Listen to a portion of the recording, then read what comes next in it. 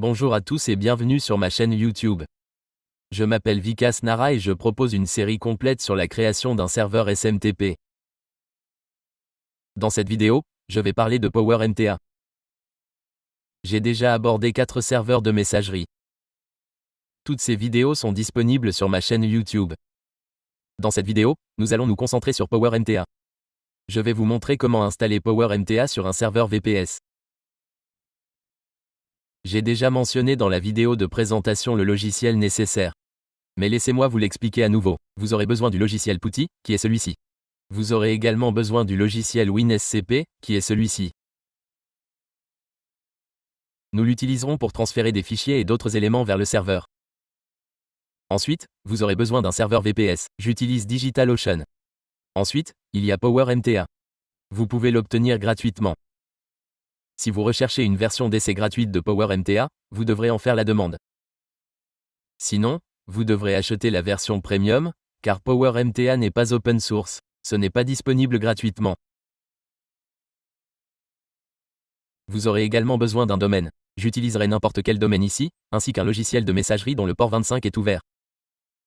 Un logiciel de messagerie avec le port 25 ouvert est essentiel. Par exemple, j'ai installé Mailwiz sur DigitalOcean, qui dispose d'un port ouvert. Vous trouverez également cette vidéo sur ma chaîne YouTube. Elle explique comment installer Mailwiz sur un serveur VPS. D'accord ?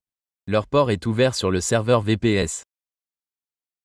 S'il ne l'est pas, vous pouvez leur envoyer un email pour leur demander d'ouvrir le port 25 sur votre compte. Ils le feront. Si vous rencontrez des problèmes, vous pouvez également laisser un commentaire. Si vous rencontrez une erreur, comme une capture d'écran, vous pouvez me l'envoyer via WhatsApp. Pour tout autre problème, vous pouvez m'appeler. Si vous souhaitez que je construise le serveur pour vous, je peux également le faire. Je propose également ce service. Regardez ici, j'ai écrit quelques commandes. Nous les utiliserons pour installer PowerMTA. Après vous être connecté à DigitalOcean, vous devez cliquer sur « Créer ». Cliquez ensuite sur « Droplet ». Ne sélectionnez pas Ubuntu. Vous devez sélectionner une version de CentOS. Je vais choisir une machine à $10. Vous pouvez sélectionner n'importe quelle région de données. Ensuite, définissez un mot de passe. Je vais le copier et le coller ici. Je l'utiliserai plus tard. Je vais également copier le nom d'hôte ou le domaine ici. Avant cela, vous pouvez utiliser n'importe quel nom, comme « serveur » ou « power », comme sous-domaine ou « web », selon votre préférence. Je clique ensuite sur « Créer un droplet ».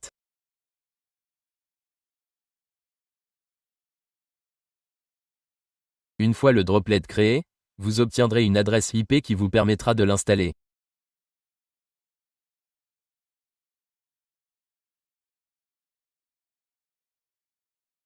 L'adresse IP a été générée. Je la copie. J'ouvre maintenant PuTTY.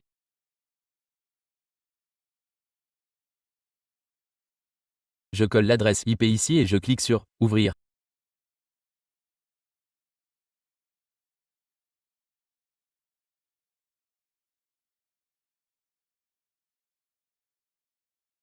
Le délai d'attente a expiré. Je vais réessayer, car le serveur vient d'être créé. Je l'ai fait immédiatement. C'est peut-être la raison. Je clique sur « Ouvrir ». Je sélectionne « Oui ». Je me connecte en tant que root. Appuyez sur « Entrée ». Si mon mot de passe m'est demandé, je le copie, je le colle avec un clic droit et j'appuie sur « Entrée ».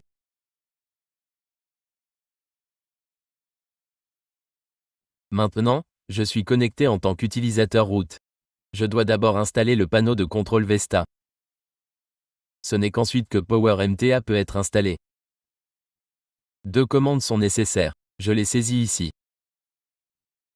La première commande doit être saisie ici, puis j'appuie sur Entrée. Ensuite, je saisis la deuxième commande ci-dessous et j'appuie sur Entrée.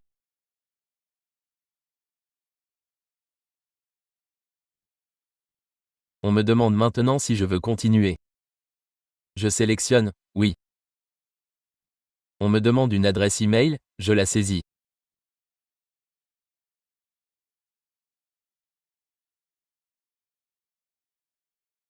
Appuyez sur Entrée. Ensuite, saisissez le nom de domaine de messagerie.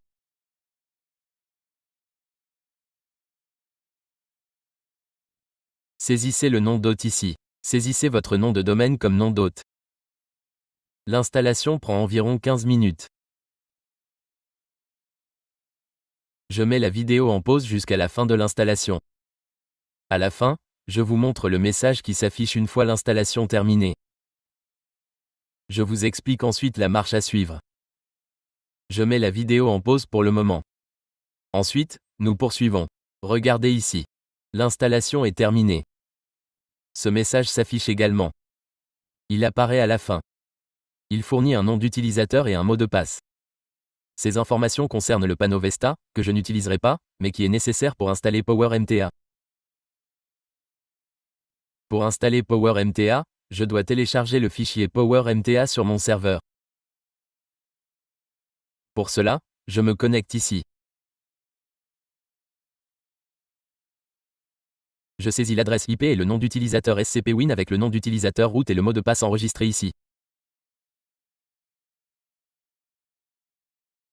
Je me connecte ensuite. Je clique sur « Oui ». Je dois télécharger le fichier PowerMTA dans le dossier racine. Voici le fichier PowerMTA que j'ai. Je le télécharge ici.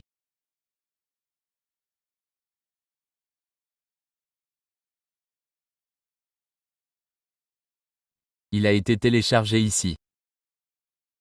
Je dois maintenant exécuter une commande. Regardez, mon fichier est téléchargé ici.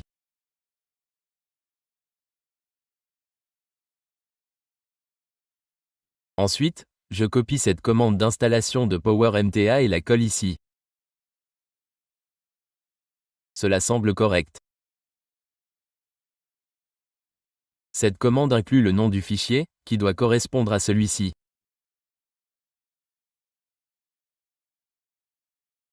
Si vous l'avez nommé VK ou autre, il devrait correspondre ici. Bon, je vais vérifier un instant, car il arrive que PuTTY se déconnecte lors d'une connexion via SCPWin.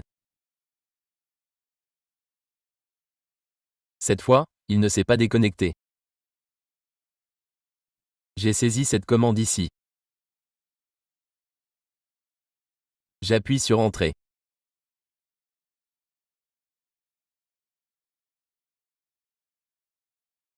PowerMTA est en cours d'installation.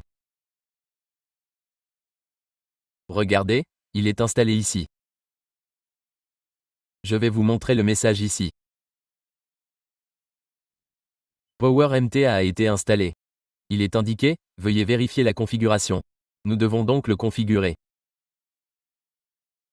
Il mentionne maintenant, etc., config et, etc., leak.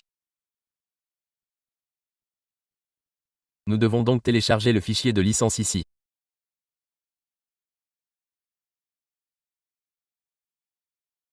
Voici le fichier de configuration. Nous devons également y ajouter notre adresse IP et notre domaine. Faisons-le.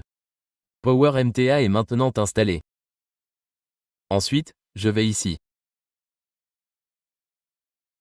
Je vais accéder au dossier racine. OK. Ici, je vous ai montré, etc. Je vais donc aller dans le dossier etc. Ensuite, il y a notre dossier Puma.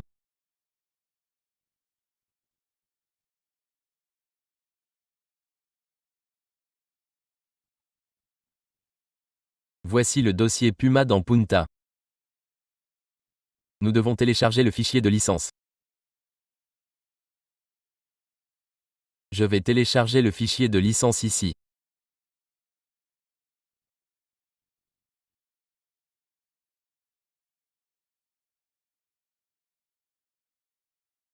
Ensuite, il nous faut un autre fichier. Nous devons télécharger un fichier de configuration dans le dossier, etc. Il a également indiqué que vous devez le modifier. OK, pour cela, j'ai un fichier de configuration ici où vous pouvez le trouver sur mon site web. Je vais le modifier dans le bloc-notes.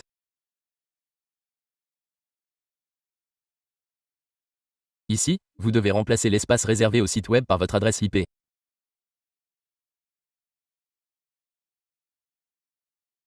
Voici mon adresse IP. Chaque fois qu'une adresse IP est mentionnée, je la remplace par la mienne. Ensuite, je descends un peu, c'est mis à jour ici. C'est mis à jour ici aussi. Et ici aussi. Puis plus bas. OK, l'adresse IP est terminée. Ensuite, je mets à jour le domaine. Voici mon domaine. Je vais le copier et le coller ici.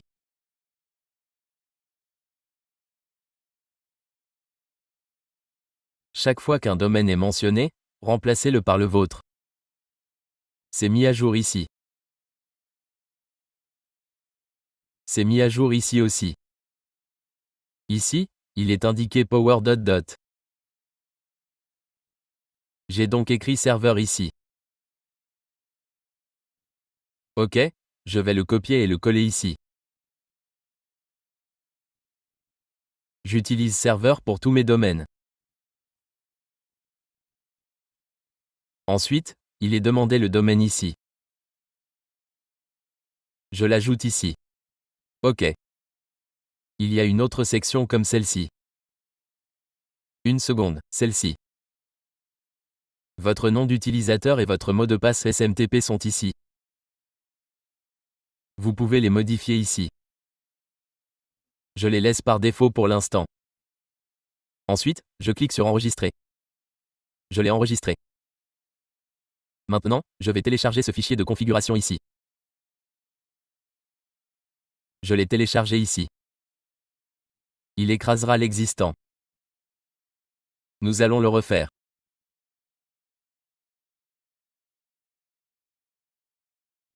Notre travail est terminé. Que faire ensuite? Il a été déconnecté.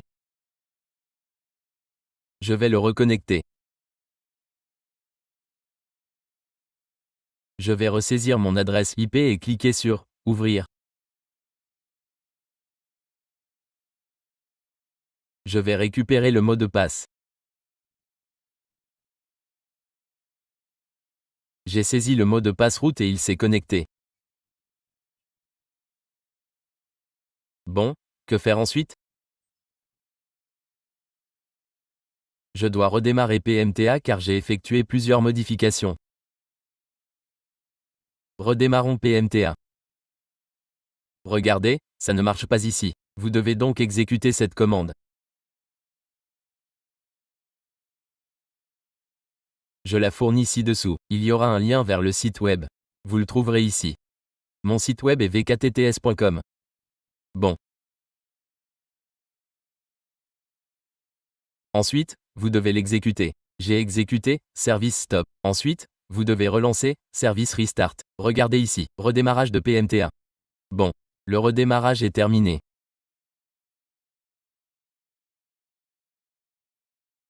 Maintenant, nous allons tester notre serveur. Je vais utiliser un testeur SMTP ici. J'utilise un testeur SMTP car le port 25 est ouvert. Bon, une seconde. Une seconde.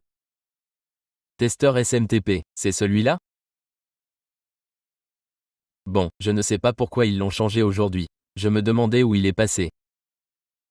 Bon. Ensuite, je vais saisir l'adresse IP de l'autre SMTP ici, car je n'ai pas encore connecté mon domaine à cette adresse.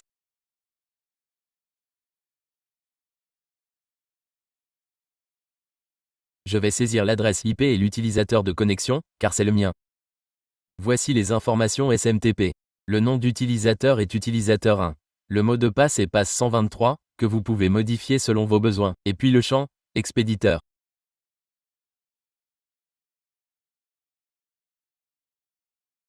J'ai saisi une adresse email ici. Regardez ceci. L'expéditeur est ceci. Voici donc ce que je dois saisir. Ensuite, je vais définir le champ, expéditeur. Je vais le définir avec mon adresse email.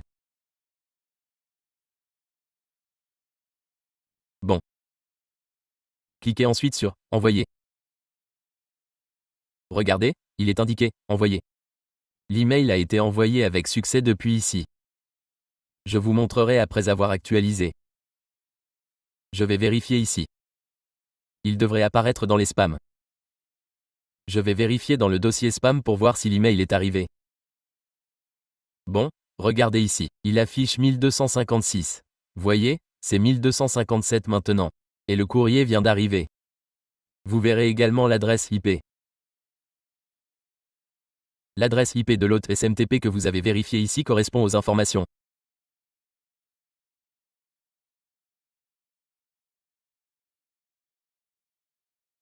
Si vous envoyez un courrier depuis cet emplacement et qu'il n'arrive pas dans votre boîte de réception, contactez DigitalOcean. Demandez-leur quel est le problème. Quel est le problème? Ils vous le diront, je n'en suis pas sûr, mais s'il s'agit d'un nouveau compte DigitalOcean avec des limitations, cela pourrait en être la cause. J'ai utilisé ce testeur SMTP car le port 25 y est ouvert. Dans les prochaines vidéos, nous le testerons dans un logiciel où le port 25 est ouvert, sur une machine VPS sur DigitalOcean. D'accord, vous pouvez également regarder la vidéo « Mail with Software » pour savoir comment l'installer. D'autres vidéos sur PowerMTA seront bientôt disponibles. Ensuite, nous verrons comment installer DKIM et SPF. Alors, si vous avez aimé la vidéo, abonnez-vous à ma chaîne YouTube, d'autres vidéos sont en préparation. Merci de votre attention.